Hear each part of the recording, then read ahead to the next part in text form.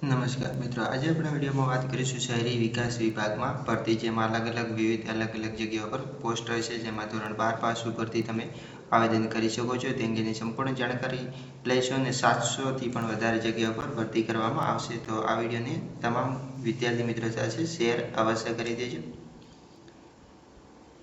શહેરી વિકાસ વિભાગમાં ભરતી રહેશે, જેમાં વિવિધ અલગ જગ્યાઓ પર 760 જગ્યાઓ પર 18 થી 25 વર્ષની વયમર્યાદા, તેમાં પગાર ધોરણે 19,900 થી 63,200, જેમાં છેલ્લી તારીખ અરજી કરવા માટે 26 એપ્રિલ ઓફલાઈન આવેદન કરવાનું રહેશે. તેની ઓફિશિયલ વેબસાઇટની લિંક પણ તમને વિડીયો નીચે આપી દઈશ.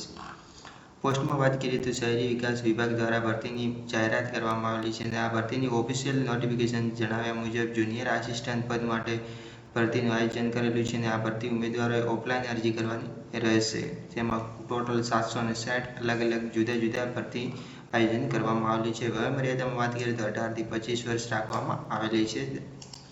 શૈક્ષણિક લાયકાતમાં વાત કરીએ તો તેમાં ધોરણ 12 પાસ હોવું ફરજિયાત છે અને ધોરણ 12 પાસ ઉપરના જ તમે આવેદન કરી શકશો. પગાર ધોરણમાં વાત કરીએ તો તેમાં ઓછામાં ઓછું 19,900થી માંડીને વધુમાં વધુ 63,200 સુધી તમને નિયમ અનુસાર પગાર મળવાપાત્ર થશે. તેમાં નોટિફિકેશનની તારીખ 28 માર્ચના રોજ બહાર પાડવામાં આવેલી અને અરજી કરવાની શરૂઆત 28 માર્ચથી ફોર્મ ભરીને તમે 26 એપ્રિલ સુધી આવેદન કરી શકો છો. જરૂરી તેમાં દસ્તાવેજો જેમાં આધાર કાર્ડ, પાન કાર્ડ, ચૂંટણી degree, living certificate, marksheet, signature, passport સાઇઝના ફોટા અને અન્ય જરૂરી દસ્તાવેજો તમારે આપવાના રહેશે.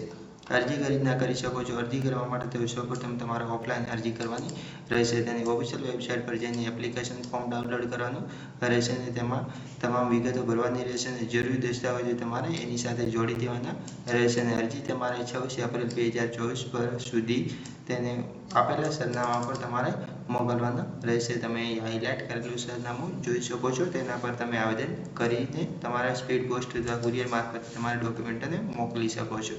તો બસ મિત્રો, આ વિડીયોમાં આટલું જ. ધન્યવાદ.